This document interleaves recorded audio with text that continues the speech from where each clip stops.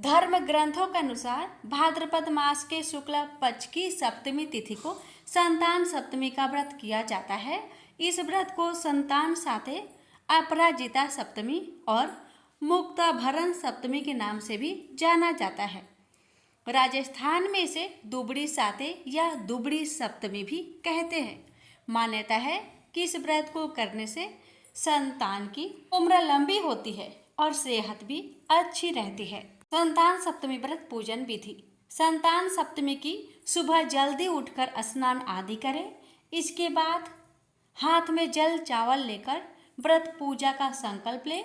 घर के किसी स्थान की अच्छे से सफाई करें और उसके ऊपर पटिया रखकर लाल कपड़ा बिछाए, जहाँ शिवजी मूर्ति या चित्र स्थापित करें। पानी का कलश भरकर इस पर स्वास्तिक का चिन्ह बनाए और आम के पत्तों से ढककर उसके ऊपर नारियल रख दे। शुद्ध घी का दीपक जलाए। भगवान शिव को फूल, जनेऊ, अबीर, गुलाल, कुमकुम, चावल, पान और सुपारी आदि चीजें चढ़ाए।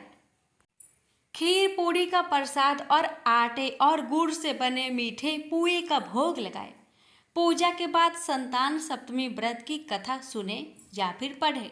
कथा सुनने के बाद भगवान शिव जी की आरती करें। इस दिन व्रत रखें और अपनी इच्छा अनुसार फल और दूध ले सकते हैं। धर्म ग्रंथों के अनुसार संतान सप्तमी का व्रत करने से संतान की सेहत ठीक रहती है और उम्र भी बढ़ती है। आइए श्रवण करते हैं संतान सप्तमी की व्रत कथा। एक बार श्री कृष्ण ने युधिष्ठिर को बताया कि किसी समय मथुरा में लोमस ऋषि आए थे। मेरे माता पिता देवकी तथा वासुदेव ने भक्ति पूर्वक उनकी सेवा की, तो ऋषि ने उन्हें कंस द्वारा मारे गए पुत्रों के शोक से उबरने के लिए आदेश दिया। हे देवकी, कंस ने तुम्हारे कई पुत्रों को पैदा होते ही मारकर तुम्हें पुत्र शोक दिया है। इस दुख से मुक्त होने के लिए तुम संतान सप्तमी का व्रत करो। राजा नहुस की रानी चंद्रमुखी ने भी यह व्रत किया था, तब उसके भी पुत्र नहीं मरे। यह व्रत तुम्हें भी पुत्र शोक से मुक्त करेगा। देवकी ने पूछा, हे देव, मुझे व्रत का पूरा विधि विधान बताने की कृपा करे ताकि मैं विधि पूर्वक व्रत संपन्न करूं। लोमस ऋषि ने उन्हें व्रत का पूजन विधान बताकर व्रत कथा भी बताई। नहुस अयोध्यापुरी का प्रतापी राजा था। उसकी पत्नी का नाम चंद्रमुखी था। उसके राज्य में ही विष्णुदत्त नामक एक ब्राह्मण रहता था। उसकी पत्नी का नाम रूपवती था। रानी चंद्रमुखी तथा रूपवती में परस्पर घनिष्ठ प्रेम था। एक दिन वे दोनों सरयू में स्नान करने गए। वहां अन्य स्त्रियां भी स्नान कर रही थी। उन स्त्रियों ने वहीं पार्वती शिव की प्रतिमा बनाकर विधि पूर्वक उनका पूजन किया। रानी चंद्रमुखी तथा रूपवती ने उन स्त्रियों से पूजन का नाम तथा विधि पूछी। उन स्त्रियों में से एक ने बताया, हमने पार्वती सहित शिव की पूजा की है। भगवान शिव का डोरा बांधकर हमने संकल्प किया कि जब तक जीवित रहेगी तब तक यह व्रत करती रहेगी। यह मुक्ताभरण व्रत सुख तथा संतान देने वाला है। उस व्रत की बात सुनकर उन दोनों सखियों ने भी जीवन प्रयत्न इस व्रत को करने का संकल्प करके शिव जी के नाम का डोरा बांध लिया, किंतु घर पहुंचने पर वे संकल्प को भूल गई। फलतः मृत्यु के पश्चात रानी बनरी तथा ब्राह्मणी मुर्गी की योनि में पैदा हुई। कालांतर में दोनों पशु योनि छोड़कर पुनः मनुष्य योनि में आई। चंद्रमुखी मथुरा के राजा पृथ्वीनाथ की रानी बनी तथा रूपवती ने फिर एक ब्राह्मण के घर जन्म लिया। इस जन्म में रानी का नाम ईश्वरी तथा ब्राह्मणी का नाम भूषणा था। भूषणा का विवाह राज पुरोहित अग्निमुखी के साथ हुआ। इस जन्म में भी उन दोनों में बड़ा प्रेम हो गया। व्रत भूलने के कारण ही रानी इस जन्म में भी संतान सुख से वंचित रही। गर्भावस्था में उसने एक गूंगा तथा बहरा पुत्र जन्मा, मगर वह भी 9 वर्ष का होकर मर गया। भूषणा ने व्रत को याद रखा था, इसलिए उसके गर्भ से सुंदर तथा स्वस्थ 8 पुत्रों ने जन्म लिया।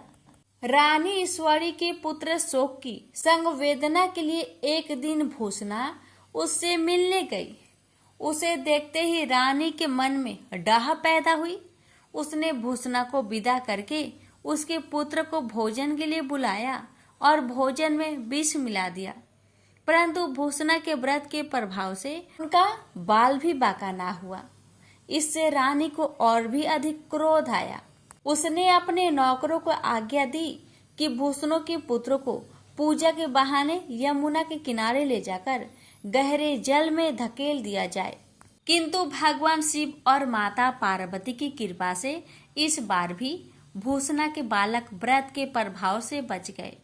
परिणामतः रानी ने जल्लादों को बुलाकर आज्ञा दी कि ब्राह्मण बालकों का वध स्थल पर ले जाकर मार डालो, किंतु जल्लादों द्वारा बेहद प्रयास करने पर भी बालक न मर सके।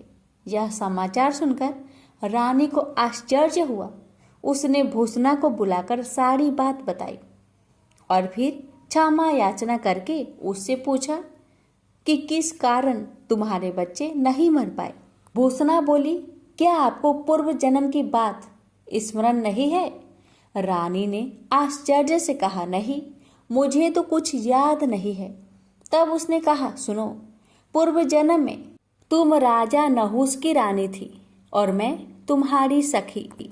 हम दोनों ने एक बार भगवान शिव का डोरा बांधकर संकल्प किया था कि जीवन पर्यंत संतान सप्तमी का व्रत किया करेंगे, किंतु दुर्भाग्यवश हम भूल गए और व्रत की अवहेलना होने के कारण विभिन्न योनियों में जन्म लेती हुई अब फिर मनुष्य जन्म को प्राप्त हुई हैं। अब मुझे उस व्रत की याद हो आई थी, इसलिए मैंने व्रत को किया। उसी व्रत के प्रभाव से आप मेरे पुत्र को चाहकर भी नहीं मरवा सके। यह सब सुनकर रानी ईश्वरी ने भी विधि पूर्वक संतान सुख देने वाला यह मुक्ता भरण व्रत रखा। तब व्रत के प्रभाव से रानी पुनः गर्भवती हुई और एक सुंदर बालक को जन्म दिया। उसी समय से पुत्र प्राप्ति और संतान की रक्षा के लिए यह व्रत प्रचलित है। संतान सप्तमी व्रत का पूजन भी थी। यह व्रत पुत्र प्राप्ति, पुत्र रक्षा तथा पुत्र अभ्युदय के लिए भाद्रपद के शुक्ल पक्ष की सप्तमी को किया जाता है। इस व्रत का विधान दोपहर तक रहता है। इस दिन जामवंती के साथ श्याम सुंदर तथा उनके बच्चे सांब की पूजा भी की जाती है। माताएं पार्वती का पूजन करके पुत्र प्राप्ति तथा उनके अभ्युदय का वरदान मांगती है। इस व्रत को मुक्ता भरण भी कहते हैं। व्रत करने की विधि: प्रातः स्नान आदि से निवृत्त होकर स्वच्छ वस्त्र पहने, दोपहर को चौक पूरकर चंदन, अक्षत, धूप, दीप, नैवेद्य, सुपारी तथा नारियल आदि से शिव पार्वती की पूजा करें। इस दिन नैवेद्य भोग के लिए खीर पूरी तथा गुड़ के पुए रखें। रक्षा के लिए शिव जी को डोरा भी अर्पित करें। इस डोरे को शिव जी के वरदान के रूप में लेकर उसे धारण करके व्रत कथा सुने। प्यारे भक्तों, अब आइए श्रवण करते हैं सभी व्रतों में सुनी जाने वाली गणेश भगवान की व्रत कथा, और इसके साथ ही श्रवण करेंगे कथा के बाद सुनी जाने वाली लापसी तपसी की कथा। इन कथाओं को सुनकर अपना व्रत को पूरा करें। आइए पहले सुनते हैं गणेश भगवान की कथा। एक समय की बात है, एक भाई बहन रहते थे। बहन का नियम था कि वह अपने भाई का चेहरा देखे ही खाना खाती थी। हर रोज वह सुबह उठती थी और जल्दी जल्दी सारा काम करके अपने भाई का मुंह देखने के लिए उसके घर जाती थी। एक दिन रास्ते में एक पीपल के नीचे गणेश जी की मूर्ति रखी थी। उसने भगवान के सामने हाथ जोड़कर कहा कि मेरे जैसा अमर सुहाग और मेरे जैसा अमर पिहर सबको दीजिए। यह कहकर वह आगे बढ़ जाती है। जंगल के झाड़ियों के कांटे उसके पैरों में चुभा करते जाते थे। एक दिन भाई के घर बहन पहुंची और भाई का मुख देखकर बैठ गई तो भाभी ने पूछा, पैरों में क्या हो गया है? यह सुनकर उसने भाभी को जवाब दिया कि रास्ते में जंगल के झाड़ियों के गिरे हुए कांटे पाँव में चुभ गए हैं। जब वह वापस अपने घर आ जाए तब भाभी ने अपने पति से कहा कि रास्ते को साफ करवा दो, आपकी बहन के पाँव में बहुत सारे कांटे चुभ गए हैं। भाई ने तब कुल्हाड़ी लेकर सारी झाड़ियों को काटकर रास्ता साफ कर दिया, जिससे गणेश जी का स्थान भी वहां से हट गया। यह देखकर भगवान गुस्सा हो गए और उसके भाई के प्राण हर लिए। लोग अंतिम संस्कार के लिए जब भाई को ले जा रहे थे तब उसकी भाभी रोते हुए लोगों से कही, थोड़ी देर रुक जाओ, उसकी बहन आने वाली है, वह अपने भाई का मुख देखे बिना नहीं रह सकती, उसका यह नियम है। तब लोगों ने कहा, आज तो देख लेगी पर कल कैसे देखेगी? रोज दिन की तरह बहन अपने भाई का मुंह देखने के लिए जंगल में निकली। तब जंगल में उसने देखा कि सारा रास्ता साफ किया हुआ है। जब वह आगे बढ़ी तो उसने देखा कि सिद्धि विनायक को भी वहां से हटा दिया गया है। तब उसने जाने से पहले गणेश जी को एक अच्छे स्थान पर रखकर उन्हें स्थान दिया और हाथ जोड़कर बोली, भगवान मेरे जैसा अमर सुहाग और मेरे जैसा अमर पिहर सबको देना। और फिर बोलकर आगे निकल गई। भगवान तब सोचने लगे, अगर इसकी नहीं सुनी तो हमें कौन मानेगा, हमें कौन पूजेगा? तब सिद्धि विनायक ने उसे आवाज दी, बेटी इस खेजड़ी की 7 पत्तियां लेकर जा और उसे कच्चे दूध में घोलकर भाई के ऊपर छींटा मार देना, वह उठकर बैठ जाएगा। यह सुनकर जब बहन पीछे मुड़ी तो वहाँ कोई नहीं था। फिर वह यह सोचने लगी कि ठीक है, जैसा सुना वैसा कर लेती हूँ। फिर वह 7 खेजड़ी की पत्तियां लेकर अपने भाई के घर पहुंची। उसने देखा वहाँ कई लोग बैठे हुए हैं, भाभी बैठी रो रही है और भाई की लाश रखी है। तब उसने उस 7 पत्तियों को बताए हुए नियम के तहत भाई के ऊपर इस्तेमाल किया। तब भाई उठकर बैठ गया। भाई बोला बहन से, बोला मुझे बहुत ही गहरी नींद आ गई थी। तब बहन बोली, यह नींद किसी दुश्मन को भी ना आए, और उसने सारी बात अपने भाई को बता दी। तो मान्यता के अनुसार ये है गणेश जी की चमत्कारी कथा। प्रेम से बोलिए गणेश भगवान जी की जय हो। लापसी तपसी की कथा। एक लापसी था, एक तपसी था। तपसी हमेशा भगवान की तपस्या में लीन रहता था। लापसी रोजाना 1.25 सेर की लापसी बनाकर भगवान का भोग लगाकर जीम लेता था। एक दिन दोनों लड़ने लगे। लापसी बोला, मैं रोज भगवान की तपस्या करता हूँ, इसलिए मैं बड़ा हूँ। लापसी बोला कि मैं रोज भगवान को 1.25 सेर लापसी का भोग लगाता हूँ, इसलिए मैं बड़ा हूँ। नारद जी वहाँ से गुजर रहे थे। दोनों को लड़ता देखकर उनसे पूछा कि क्यों तुम लड़ रहे हो? लापसी ने खुद को बड़ा होने का कारण बताया और तपसी ने अपना कारण बताया। नारद जी बोले, तुम्हारा फैसला मैं कर दूंगा। दूसरे दिन लापसी और तपसी नहाकर अपनी रोज की भक्ति करने आए तो नारद जी ने छुपकर 1.25 करोड़ की एक अंगूठी उन दोनों के आगे रख दी। तपसी की नजर जब अंगूठी पर पड़ी तो उसने चुपचाप अंगूठी उठाकर अपने नीचे दबा ली। लापसी की नजर अंगूठी पर पड़ी लेकिन उसने ध्यान नहीं दिया। भगवान को भोग लगाकर लापसी खाने लगा।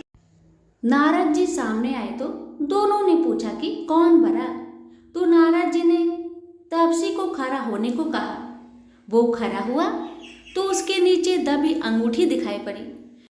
नारद जी ने तपसी से कहा, तपस्या करने के बाद भी तुम्हारी चोरी करने की आदत नहीं गई, इसलिए लपसी बना है और तुम्हें तुम्हारी तपस्या का कोई भी फल नहीं मिलेगा। तपसी शर्मिंदा होकर माफी मांगने लगा। उसने नारद जी से पूछा, मुझे मेरी तपस्या का फल कैसे मिलेगा? नारद जी ने कहा, यदि कोई गाय और कुत्ते की रोटी नहीं बनाएगा तो फल तुझे मिलेगा। यदि कोई ब्राह्मण को भोजन करवाकर दक्षिणा नहीं देगा तो फल तुझे मिलेगा। यदि कोई साड़ी के साथ ब्लाउज नहीं देगा तो फल तुझे मिलेगा। यदि कोई दिए से दिया जलाएगा तो फल तुझे मिलेगा।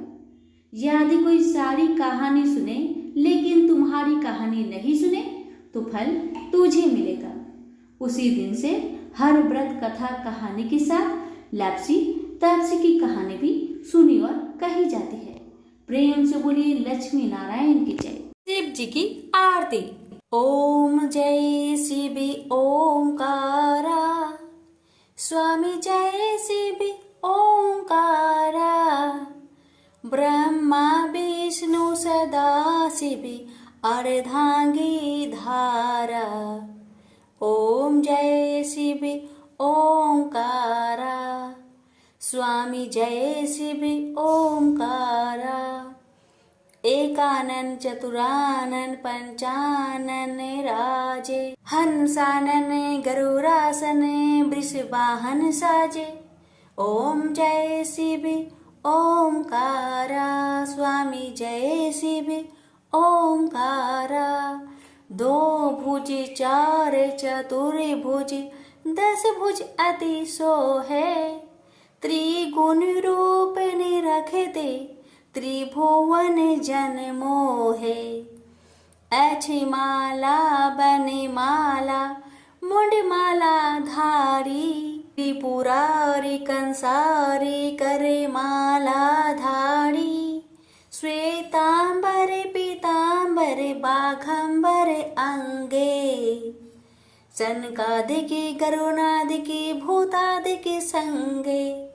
कर के माध्य का मंडलु चक्र त्रिशूली धारी, सुखकारी दुखहारी जगपालनकारी।